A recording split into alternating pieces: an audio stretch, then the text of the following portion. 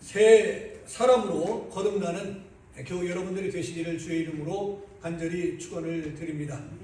오늘 이 말씀을 중심으로 야곱이 변화된 이야기라는 설교의 제목으로 함께 은혜를 나누고자 합니다. 세상에 변하지 않는 것은 아무것도 없습니다. 땅도 바다도 풀도 나무도 꽃도 그리고 사람도 변합니다. 특별히 변하는 것 가운데 변화의 정도가 가장 빠르고 심한 것은 무엇입니까? 사람입니다. 조석으로 변한다라고 표현들을 합니다. 사람들이 변하는 모습을 보면 대부분 나쁜 쪽으로 다 더 잘 변하는 것을 보게 되어집니다. 세월이 갈수록 더 젊어진다든지 더 건강해진다든지 더 예뻐지는 경우는 참 드뭅니다. 세월이 갈수록 늙고 병들고 허약해져 갑니다. 오늘 말하고 싶은 초점은 그 사람의 품성에 관한 이야기를 드리고 싶습니다. 날이 가고 달이 가고 해가 갈수록 나이가 들고 인생의 경륜이 쌓아갈수록 교회에 다닌 연수가 길수록 좋은 쪽으로 변하는 사람이 있는가 하면 점점 더 나빠지는 쪽으로 변하는 사람이 있음을 보게 되어집니다. 우리 모두가 예수 믿고 좋은 쪽으로 변화되기를 간절히 희망합니다. 그리고 축복합니다. 오늘 본문의 이야기는 야곱의 변화된 이야기입니다. 야곱은 본래 쌍둥이 형제 둘째로 태어났습니다. 야곱은 태어날 때 먼저 태어난 형의 발 뒤꿈치를 잡고 태어났기 때문에 그의 이름을 뭐라고 했어요? 야곱이라고 했습니다. 야곱이 형의 뒤 발꿈치를 뱃속에서부터 잡은 것은 형이 되고 싶은 그의 욕망 때문이었다라고 표현하는 학자들이 성직자들이 많이 있음을 보게 되어집니다. 야곱은 어느 날 형을 속이고 형이 받아야 할 장자의 축복을 받고 형의 명분을 취하게 되었습니다. 태어날 때 순서는 에서가 형이었지만 장자가 받아야 할 축복은 야곱이 받고 형이 된 것입니다. 문제는 그때부터 시작되었던 것입니다. 원한을 품은 형 에서가 동생 야곱을 죽이고자 했습니다. 이 소식을 알게 된 야곱은 어느 날 틈을 타서 외삼촌이 살고 있는 하란으로 망명을 떠나게 됩니다. 그로부터 20년이라는 세월이 지났습니다. 20년 고생 끝에 대성공을 이루고 떠났던 고향으로 되돌아가기를 마음을 결심하고 짐을 쌌고 온 가족과 더불어서 출발을 합니다. 문제는 20년의 세월이 지났지만 에서의 원한이 풀리지 않고 있었습니다. 동생이 귀향한다는 소식을 듣고 장정 400명을 이끌고 동생의 일행을 공격하기 위해서 출동을 합니다. 이 소식을 접한 야곱은 진퇴양난에 처하게 된 것입니다. 뒤로 물러갈 수도 돌아갈 수도 그렇다고 형의 군대를 뚫고 전진할 수도 없었습니다. 바로 이 진퇴양난의 위기에서 그가 한 일은 무엇이었습니까? 오늘 본문은 분명히 말씀하고 있습니다. 그는 엎드려 기도하겠다 했습니다. 그는 야복 강가에서 홀로 엎드렸습니다. 처자식도 재물도 다 먼저 강을 건너게 하고 홀로 그는 엎드렸던 것입니다. 그리고 야곱 홀로 남아 기도하기 시작합니다. 오늘 본문 24절을 보면 뭐라고 말씀하고 있습니까? 24절을 봅니다. 야곱은 홀로 남았더니 어떤 사람이 날이 새도록 야곱과 씨름하다가 했습니다. 야곱이 붙잡고 씨름했던 그 사람을 30절에서 야곱은 누구라고 말합니까? 그 사람이 하나님이었다라고 말합니다. 그리고 대부분의 주경신학자들은 그날 그 씨름을 야곱의 기도였다라고 말씀하고 있습니다. 기도 후에 야곱은 달라졌습니다. 무엇이 달라졌습니까? 첫째로 이름이 바뀌었다라는 것입니다. 27절에 보니까 네 이름이 무엇이냐? 뭐라고 대답합니까? 야곱입니다. 그리고 28절에 보면은 내 이름이 다시는 야곱이라 부를 것이 아니요 이스라엘아 부를 것이니 이는 네가 하나님과 겨루어 이기었음이니라 말씀하고 있습니다. 야곱은 발뒤꿈치를 붙잡았다는 뜻이고 이스라엘은 하나님과 싸웠다는 뜻이고 이 합성어로서 하나님과 싸워 승리했다는 뜻이 바로 이스라엘이라는 이름입니다. 자기 힘으로 제 아무리 붙잡아도 안 되는 것이 무엇입니까? 아무리 붙잡아도 평생 붙잡아도 안 되는 게 하나가 있습니다. 그것이 바로 인생인 것입니다.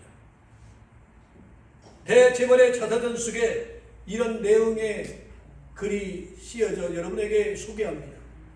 나는 인생의 3분의 1은 하늘과 차 속에서 3분의 1은 해외에서 3분의 1은 국내에서 보냈다. 하루 4시간 이상을 숙면해 본 적이 없다라고 표현을 했습니다. 나에게 시간은 금이었고 곧 인생이었다라고 썼습니다. 그러나 지금 그가 자서전 후편을 다시 쓴다면 이렇게 쓸 것입니다. 그럼에도 불구하고 나는 남은 것은 실패와 허탈과 좌절과 배신뿐이었다. 내 뜻대로 된 것은 아무것도 없다라고 쓸 것입니다. 그렇게 그는 한국의 재벌 모 재벌은 쓸쓸하게 외롭게 세상을 떠났습니다. 야곱아, 내 이름을 버려라. 내 이름을 바꿔라. 하나님이라 불러라. 그 뜻이 무엇입니까? 야곱아, 이제부터 인생의 목적과 방법을 바꿔라. 내 수단과 방법으로 살고 성공을 붙잡으려 하지 말고 하나님과 대면하라. 기도하라. 말씀입니다. 하나님의 승리자가 되리라 말씀하여 주고 있습니다. 하나님과 기도 이겼다는 것은 기도하고 응답받았다는 말씀입니다. 그리고 하나님이 날마다 이기는 삶을 그에게 주셨다라는 말씀입니다. 고린도전서 15장 57절을 보면 이렇게 말씀합니다. 우리 주 예수 그리스도로 말미암아 우리에게 승리를 주시는 하나님께 감사하노라. 기도하는 사람은 이름이 바뀌어야 합니다. 예수 믿는 사람 역시 이름이 변하고 생각이 변하고 가치관이 변하고 삶이 변해야 할 줄로 믿습니다. 새 시대, 새해 우리의 변하는 모습이 하나님 앞에 영광을 돌리고 주변 사람들에게 좋은 영향을 끼치는 저와 여러분이 되시기를 주님의 이름으로 축원을 드립니다. 둘째로 태도가 달라졌습니다. 창세기 32장 10절 이하를 보면은 야곱이 자기 형 에서를 5번이나 뭐라고 부릅니까? 주라고 불렀습니다. 주인이라고. 주여. 자기가 형이 되기 위해서, 자기가 주가 되기 위해서 형을 속이고 큰아들의 명분을 사고 축복을 받았습니다. 왜요? 동생이 아니라 형이 되고 형이 돼서 주인 노릇하고 싶었어. 야곱은 동생으로 태어난 것에 대한 한이 맺힌 사람이었습니다. 그런 그가 기도한 후에 변하기 시작한 것입니다. 형님을 20년 만에 만나자 내 주님께 라고 표현을 합니다. 형님을 주인으로 높이고 섬기기 시작한 것입니다. 과거에는 대접받기를 원했고 성공하기를 원했고 동생이 아니라 형으로 살기를 원했던 당사자였지만은 기도하고 나니까 내가 얼마나 잘못 살아왔다는 것을 깨닫게 되어집니다. 내가 주가 아니라 형님이 주님이시구나. 형님이 나의 진정한 형님이시구나. 내가 형으로 착각하며 살아왔구나. 내가 인생을 잘못 살아왔구나 깨닫게 되어진 것입니다. 어떻게 하니까? 기도하고 나니까. 우린 여기서 기도하면 사람이 겸손해지고 자기를 낮추게 된다는 것을 발견하게 되어지는 것입니다. 기도하는 사람은 겸손해집니다. 낮은 데서 점점 높아지는 것은 기분 좋은 일이지만 높은 데서 낮아지는 것은 결코 쉬운 일이 아닌 것입니다. 창세기 33장 3절을 보니 야곱이 에서 앞에 몇 번이나 엎드린 줄 아십니까? 7번이나 엎드렸다 했습니다. 몇 번이요? 7번이나 엎드렸습니다. 완전히 자신을 꺾은 것입니다. 야곱은 내려놓은 중에 더 내려놓고 형님을 주로 모시며 하나님과의 관계, 형님과의 관계 모든 것이 형통하게 되어지는 모습을 보게 되어집니다. 그래서 살아온 생애보다 남은 생애가 더 복된 삶을 삽니다.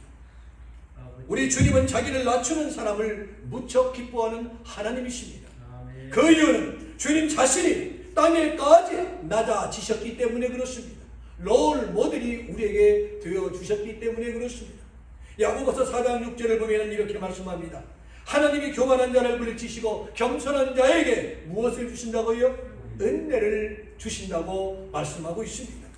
우리도 야곱처럼 기도하고 낮아집시다. 마음을 비웁시다. 자신을 낮춥시다. 그리하면 하나님이 나를 높여주실 줄로 믿습니다. 마지막 세 번째는요, 에서도 변했습니다.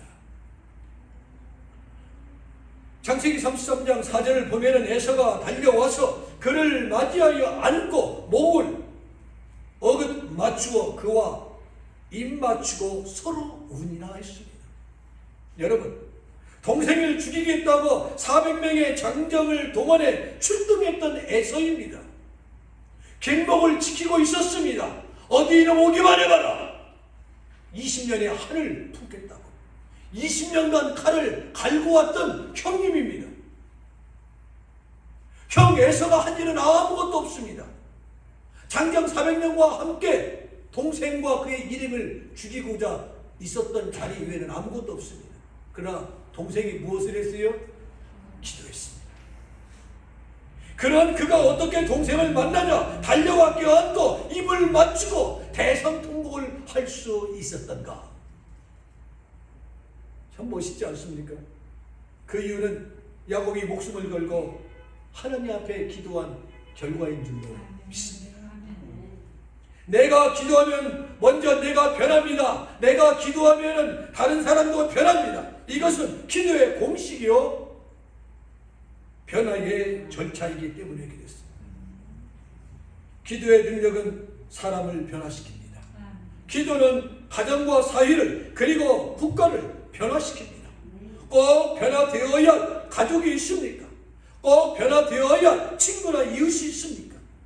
머리 굴리는 것보다 기도하는 일에 먼저 할 수 있는 우리 모두가 되시기를 축복합니다. 바이든 정권과 미국이 딜레마에 빠진 것, 대한민국이 딜레마에 빠진 것, 코로나로 인하여 바이러스로 인하여 코로나 바이러스와 전쟁을 언제까지 끌고 가느냐 고민에 빠져 있습니다. 아마도 끝은 없을 것입니다. 그러나 복음의 능력과 인내와 기도로 코로나 바이러스를 점령할 수 있다면 코로나 바이러스도 델타 바이러스도 오미크론도 종식될 수 있으리라 믿어 의심치 않습니다. 야곱은 기도 후에 변했습니다. 야곱은 기도 후에 좋은 쪽으로 변했습니다. 우리도 기도 후에 변해야 합니다. 기도하면 변할 수밖에 없습니다. 남편은 아내를 위해서 기도하십시오. 아내는 남편을 위해서 기도하십시오. 그렇게 하면 서로가 변화되는 것을 볼 수 있을 것입니다. 이것이 기도의 능력인 것입니다. 친구나 이웃이나 교회가 변화되기를 원한다면 기도하십시오. 아름다운 변화의 모습을 여러분은 눈으로 볼 수 있을 것입니다. 기도하면 변합니다. 기도하면 좋은 일이 얼마든지 일어날 수 있습니다. 기도하면 모두가 행복해집니다. 기도하면 점점 왕성해집니다. 기도하면 더 좋은 교회의 모습을 볼 수 있을 것입니다. 2020년, 22년, 이민년 기도로 점점 왕성해지는 가정과 교회가 되시기를 주님의 이름으로 간절히 축원을 드립니다. 이제는 우리 주 예수 그리스도의 은혜와 성부 하나님의 무한하옵신 살아가심과 성령님의 교통 교제 역사 인도 충만하심의 은총이 주 앞에 나와 야곱이 변화된 이야기가 아니라 나의 이야기, 나의 변화된 이야기가 나의 간증이 하나님 앞에 영광이요 주변 사람들에게 신선한 바람을 일으킬 수 있는 주인공들이 되기를 희망하는 모든 종들과 가정 위에 이제로부터 영원토록 함께 있을지라. 아멘.